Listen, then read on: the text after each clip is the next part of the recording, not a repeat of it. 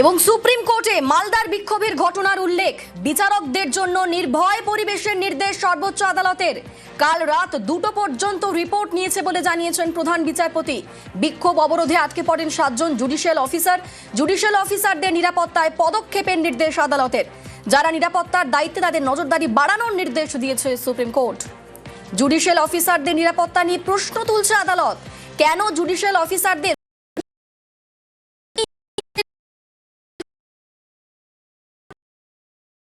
সচিব, DCP, SP ও DM এর ভূমিকায় প্রশ্ন আদালতের। জুডিশিয়াল অফিসারদের নিরাপত্তায় কেন্দ্রীয় বাহিনীর নির্দেশ, কমিশনকে দ্রুত কেন্দ্রীয় বাহিনী মোতায়েনের নির্দেশ।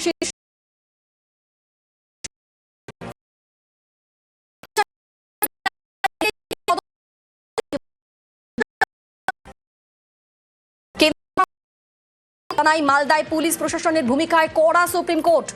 কমিশন, সিবিআই বা এনআইএ কে তদন্তের ভার দিক বলে নির্দেশ শীর্ষ আদালতের। কেন্দ্রীয় তদন্তকারী সংস্থাকে প্রাথমিক রিপোর্ট দেওয়ার নির্দেশ।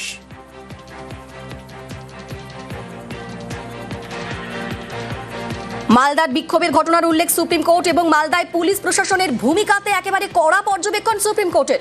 কমিশন, সিবিআই বা এনআইএ কে তদন্তের ভার দিক বলে নির্দেশ দিয়েছে শীর্ষ আদালত। কেন্দ্রীয় তদন্তকারী সংস্থাকে প্রাথমিক রিপোর্ট দেওয়ার জন্য নির্দেশ।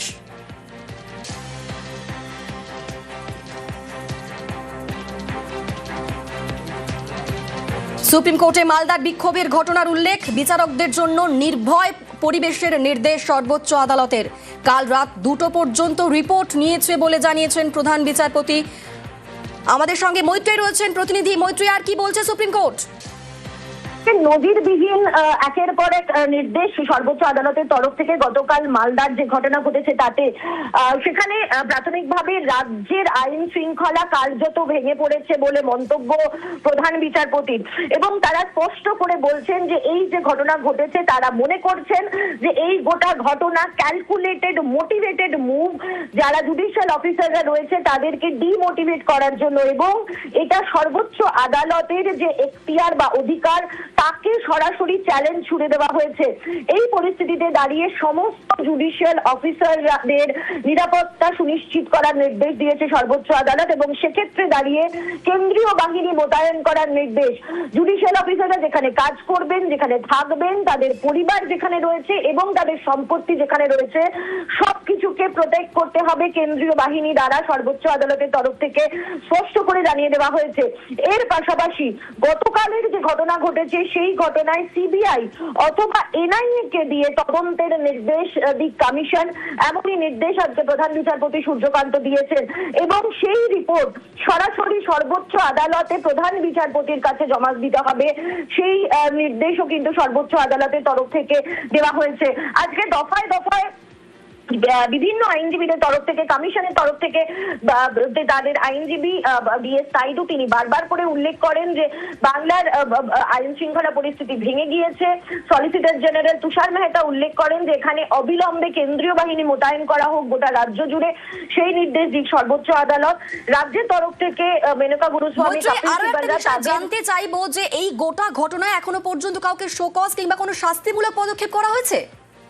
দেখো, এখনো পর্যন্ত যেটা জানানো হয়েছে যে আইনজীবীদের তরফ থেকে এই বিষয়টি উল্লেখ করা হচ্ছিল যে যারা মূলত দায়িত্বে রয়েছেন একটি কমপ্লায়েন্স রিপোর্ট দিতে বলা হয়েছে, এবং এখানে হোম সেক্রেটারি, ডিস্ট্রিক্ট ম্যাজিস্ট্রেট এবং সমস্ত পুলিশ অফিসারদেরকে নির্দেশ দেওয়া হয়েছে যে কোনো 2 থেকে 3 জনের বেশি ঢুকতে পারবেন না। এবং একই সঙ্গে চিফ সেক্রেটারি, ডিজিপি এবং চিফ ইলেকটোরাল অফিসারদেরকে নির্দেশ দেওয়া হয়েছে যে তারা কমপ্লায়েন্স রিপোর্ট দেওয়া হোক, এবং শোকজ করা হয়েছে DGP, chief secretary, DGP, district magistrate এবং এসএসপি কে যে তাদেরকে জানাতে হবে যে কেন তাদের বিরুদ্ধে পদক্ষেপ দেওয়া হবে না যখন তারা চিফ জাস্টিসের থেকে তারা নির্দেশ পেয়েছেন, এবং তাদেরকে প্রত্যেককে, অর্থাৎ মন্ত্রী আরো একবার জানতে চাইবো কাদেরকে শোকজ করা হয়েছে? Chief secretary, director general of police, district magistrate এবং এসপি কে শোকজ করা হয়েছে এই ঘটনায় তাদের বিরুদ্ধে, অর্থাৎ গতকালের যে ঘটনা ঘটেছে তাতে তাদের বিরুদ্ধে কেন ব্যবস্থা নেওয়া হবে না সেটা জানানোর জন্য, এবং তাদেরকে সশরীরে আগামী যে শুনানি রয়েছে অর্থাৎ 6 তারিখের যে শুনানি রয়েছে সেই শুনানিতে তাদেরকে সশরীরে উপস্থিত থাকতে হবে এবং তাদেরকে নিজেদের অনলাইনে তাদের উপস্থিত থেকে তাদেরকে বক্তব্য জানাতে হবে। ফলে অত্যন্ত কড়া অবস্থান সর্বোচ্চ আদালতের তরফ থেকে। একই সঙ্গে আমি আবারও জানাবো এবং সমস্ত চিফ মুখ্য সচিব, রাজ্যের ডিজিপি এবং তার সঙ্গে সঙ্গে ডিস্ট্রিক্ট ম্যাজিস্ট্রেট এবং এসএসপি দেরকে শোকজ করার নির্দেশ দিয়েছে সর্বোচ্চ আদালত, এবং শোকজ করে তাদেরকে জানাতে হবে যে তাদের বিরুদ্ধে কেন ব্যবস্থা নেওয়া হবে না। যখন কলকাতা হাইকোর্টের প্রধান বিচারপতির তরফ থেকে চিঠি গিয়েছিল তাদের কাছে, সেই পরিপ্রেক্ষিতে দাঁড়িয়ে। সঙ্গে থাকো মৈত্রী, আরো একবার জানাই প্রশাসনের শীর্ষ কর্তাদের ভূমিকা নিয়ে প্রশ্ন সর্বোচ্চ আদালতের। মুখ্য সচিব, ডিজিপি, এসপি ও ডিএম কে শোকজ।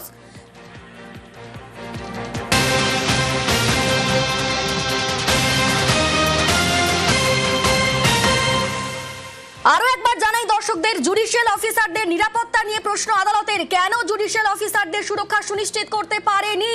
প্রশাসনের শীর্ষ কর্তাদের ভূমিকা নিয়ে প্রশ্ন সর্বোচ্চ আদালতের।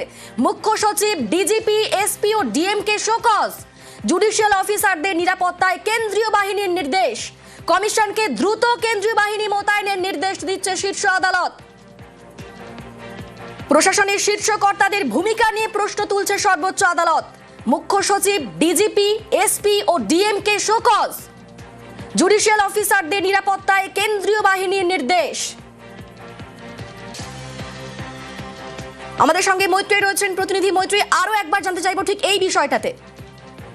দেখো, একাধিক কড়া নির্দেশ দেওয়া হয়েছে এবং একেবারে সরাসরি সর্বোচ্চ আদালতের তরফ থেকে রাজ্যের আইন শৃঙ্খলা কার্যত ভেঙে পড়েছে বলে মন্তব্য করা হয়েছে, এবং তার সঙ্গে সঙ্গে সমস্ত যারা জুডিশিয়াল অফিসাররা রয়েছেন তাদের সুরক্ষার জন্য কেন্দ্রীয় বাহিনী মোতায়েন করার নির্দেশ দেওয়া হয়েছে।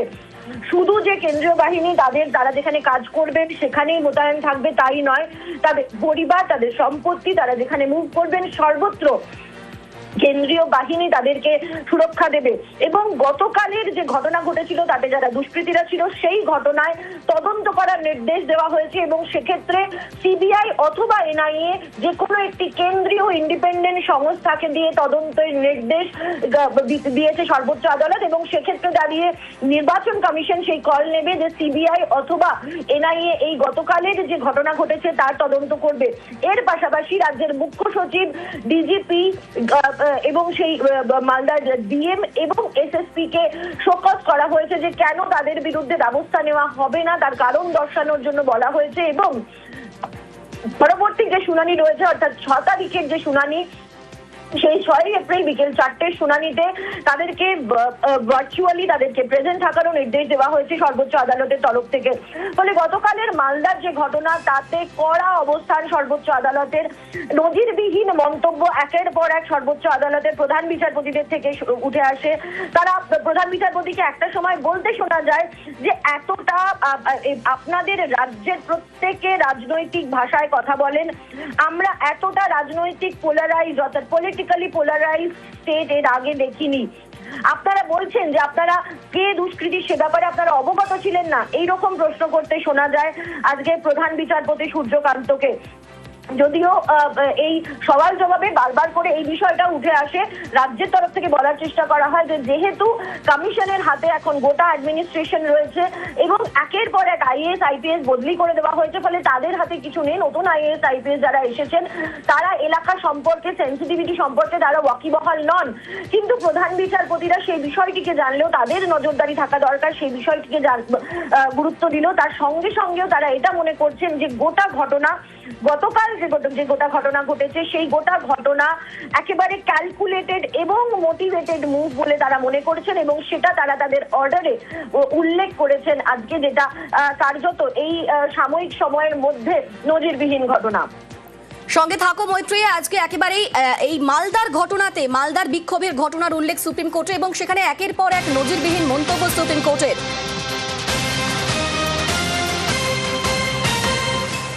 বিচারকদের জন্য নির্ভয় পরিবেশের নির্দেশ সর্বোচ্চ আদালতের। জুডিশিয়াল অফিসারদের নিরাপত্তায় পদক্ষেপের নির্দেশ আদালতের। যারা নিরাপত্তার দায়িত্বে তাদের নজরদারি বাড়ানোর নির্দেশ দিয়েছে কোর্ট। এবং মালদায় বিক্ষোভে প্রশাসনের ভূমিকায় বিরক্ত সুপ্রিম কোর্ট। জুডিশিয়াল অফিসারদের নিরাপত্তা নিয়ে প্রশ্ন তুলছে আদালত। কেন জুডিশিয়াল অফিসারদের সুরক্ষা সুনিশ্চিত করতে পারেনি? প্রশাসনের শীর্ষ কর্তাদের ভূমিকা নিয়ে প্রশ্ন তুলছে সর্বোচ্চ আদালত এবং মুখ্য সচিব, ডিজিপি, এসপি ও ডিএমকে শোকজ। আমরা এই খবরই থাকবো। ফিরে আসছি ছোট্ট একটা বিরতির পর।